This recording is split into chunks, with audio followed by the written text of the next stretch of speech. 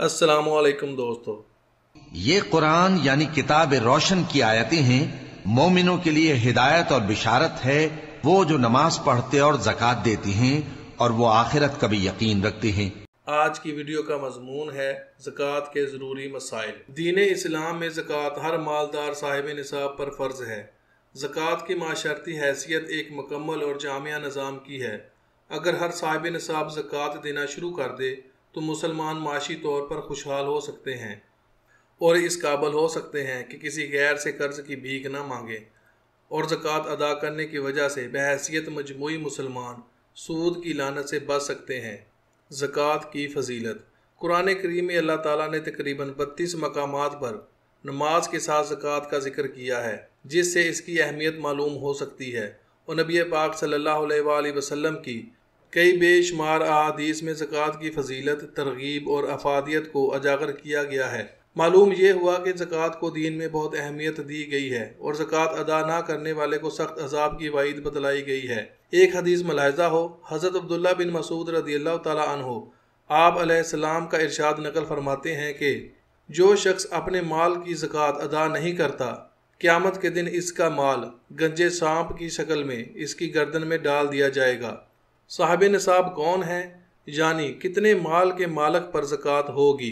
جس مرد یا عورت کی ملکیت میں 7.5 تولہ سونا یا 52.5 تولہ چاندی یا نقدی مال یا تجارت کا سامان یا ضرورت سے زائد سامان میں سے کوئی ایک چیز یا ان 5 چیزوں یا بعض کا مجموعہ 52.5 تولہ چاندی کی قیمت کے برابر ہو، آج کل تقریباً 1,10,000 ہو، تو ایسے مرد عورت کو صاحب نصاب کہا جاتا ہے اور اس پر زکوٰۃ واجب ہے۔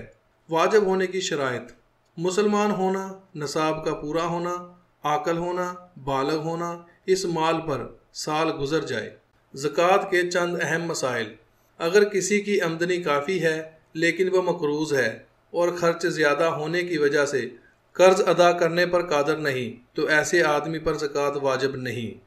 جس شخص کی ماہانہ آمدنی معقول ہے لیکن سال بھر تک اس کے پاس نصاب کی مقدار جمع نہیں رہتی، اس پر زکوٰۃ واجب نہیں۔ اگر استاد غریب ہے، نصاب کا مالک نہیں، تو شاگرد کے لیے استاد کو زکوٰۃ دینا جائز، بلکہ مستحق استاد کو زکوٰۃ دینے کا ثواب زیادہ ملے گا۔ مردہ کے ایصال ثواب کے لیے زکوٰۃ کی رقم دینا جائز نہیں، بلکہ دوسری حلال رقم زکوٰۃ کے علاوہ سے ایصال ثواب کرنا ہوگا، ورنہ میت کو ثواب نہیں ہوگا۔ باپ اور بیٹا مل کر پیسہ کماتے ہیں اور پیسہ والد کے قبضے میں ہے اور باپ ہی اس میں سے تصرف کرتا ہے اور وہی رقم نصاب کے برابر ہے، تو سال گزرنے کے بعد باپ کے لیے زکوٰۃ ادا کرنا لازم ہوگا، بیٹے کے لیے نہیں، کیونکہ ان پیسوں کا مالک باپ ہے۔ ہاں، اگر وہ اپنا پیسہ تقسیم کر دے تو الگ الگ زکوٰۃ واجب ہوگی۔ جو رقم زکوٰۃ کی نیت کے بغیر ادا کی جائے اور جس کو دی جائے وہ خرچ بھی کر لے، اگر اب اس مال کو زکوٰۃ میں شمار کیا جائے تو وہ درست نہیں اور زکوٰۃ ادا نہیں ہوگی۔ بھابھی، بھائی، بھتیجا، بہن اگر وہ نصاب کے مالک نہیں اور مستحق بھی ہیں اور ان کا کھانا پینا الگ ہو تو ان سب کو زکوٰۃ دینا جائز ہے۔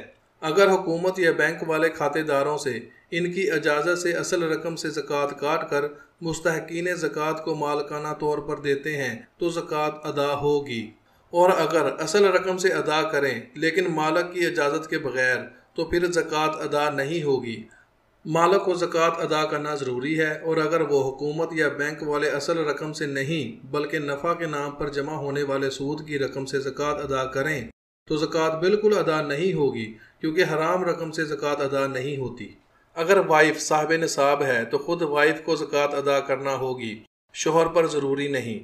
اگر کوئی تجارت کی نیت سے پلاٹ خریدے یا زمین خریدے، یعنی فروخت کرنے کی نیت سے، تو اس صورت میں اس کی قیمت سے ہر سال زکوٰۃ ادا کرنا فرض ہے، اور ہر سال مارکیٹ میں جو فروخت کی قیمت ہوگی وہی زکوٰۃ کے لیے بھی قیمت ہوگی۔ اگر کسی آدمی نے کمیٹی کے طور پر پیسے جمع کروائے ہوں اور وہ نصاب کے برابر بھی ہوں اور پھر اس آدمی پر کسی قسم کا قرض وغیرہ بھی نہ ہو، تو اس محفوظ شدہ پیسوں کو زکوٰۃ ادا کرنا ضروری ہوگی۔